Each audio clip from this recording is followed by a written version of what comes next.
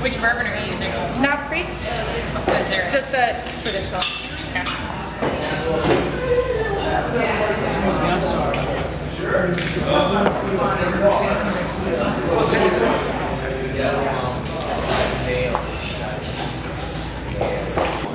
Perfect, you man.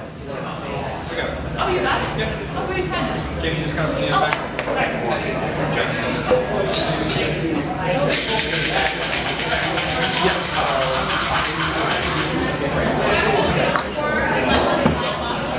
Oh, sure, absolutely. Yeah, there's one right over in the corner over there, sure.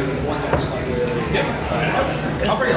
So it'll have the Knob Creek, the original, and it'll have muddled mint, it'll have fresh squeezed lemonade, and just a touch of club soda on the top.